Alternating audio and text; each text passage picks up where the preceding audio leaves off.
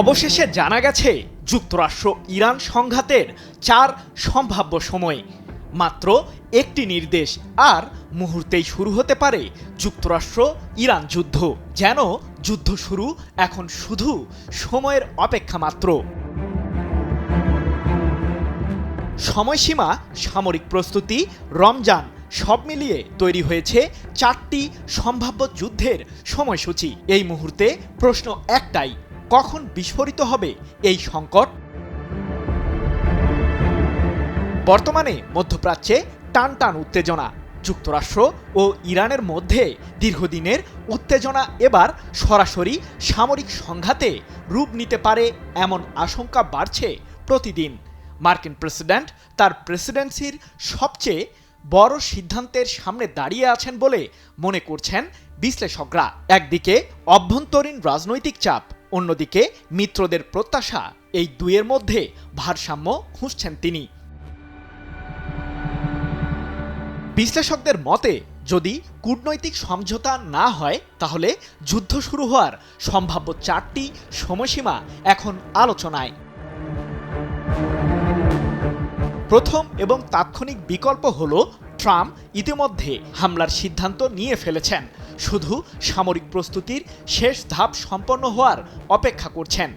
এই পরিস্থিতিতে আগামী 4 দিনের মধ্যেই শুরু হতে পারে যুদ্ধ। এই সময়ের মধ্যে ইরানের কাছে নতুন কোনো প্রস্তাব এলে এবং তা তাৎক্ষণিকভাবে প্রত্যাখ্যান করা হলে হামলার নির্দেশ আসতে পারে। তবে যুক্তরাষ্ট্র ও ইরানের বৈঠক নির্ধারিত থাকায় এই সম্ভাবনা তুলনামূলক কম বলে মনে করছেন অনেক বিশ্লেষক। দ্বিতীয় বিকল্প, ট্রাম্প আগামী সপ্তাহের শুরুতে বা মাঝামাঝি সময়ে ইরানে আক্রমণ করতে পারেন। এটিকেই সবচেয়ে সম্ভাব্য সময় বলে ধরা হচ্ছে, কারণ ট্রাম্প 2 সপ্তাহের একটি আল্টিমেটাম দিয়েছিলেন ইরানকে। সেই সময়সীমা শেষ হওয়ার পর তিনি নতুন প্রস্তাব পর্যালোচনা করে সিদ্ধান্ত নিতে পারেন। তবে ট্রাম্পের সিদ্ধান্ত গ্রহণের ধরন অনেক সময় অনিশ্চিত। তার সময়সীমা নির্দিষ্ট নয়, বরং চাপ সৃষ্টি করার কৌশল হিসেবেই তিনি এগুলো ব্যবহার করেন বলে জানিয়েছেন মার্কিন কর্মকর্তারা। তৃতীয় বিকল্প সময়সীমা হল আমেরিকান সামরিক বাহিনী রমজানের পর অর্থাৎ 19 মার্চের প্রায় পরপরই ইরানে আক্রমণ চালাতে পারে।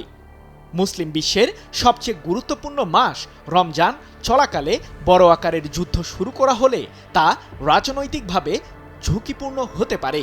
ইরানের সর্বোচ্চ ধর্মীয় নেতা আয়াতুল্লাহ আলী খামেনি এই সময়কে বিদেশি আগ্রাসনের প্রতীক হিসেবে ব্যবহার করতে পারেন এমন আশঙ্কা রয়েছে।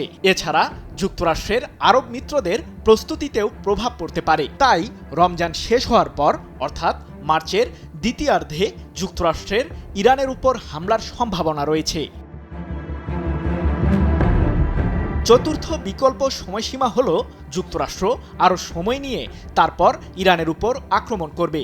4টি বিকল্পের মধ্যে এটি সবচেয়ে কম সম্ভাবনাময়, কারণ মধ্যপ্রাচ্যে 2টি বিমানবাহী রণতরী, 1 ডজনেরও বেশি যুদ্ধজাহাজ এবং শত শত অন্যান্য বিমান রাখতে এবং যে কোনো মুহূর্তে একটি বিশাল যুদ্ধ শুরু করার জন্য সতর্ক থাকতে আমেরিকার কোটি কোটি ডলার ব্যয় হচ্ছে। এই সামরিক উপাদানগুলির মধ্যে কিছু জানুয়ারির শুরুতে এই অঞ্চলে পৌঁছেছে, কিছু জানুয়ারির মাঝামাঝি সময়ে এবং শেষ উপাদানগুলি আগামী দিনে আসবে। প্রশ্ন এখন একটাই, এই সংকট কি কূটনীতির টেবিলে শেষ হবে, নাকি ইতিহাসের আরেকটি বড় যুদ্ধের সূচনা দেখতে যাচ্ছে বিশ্ব?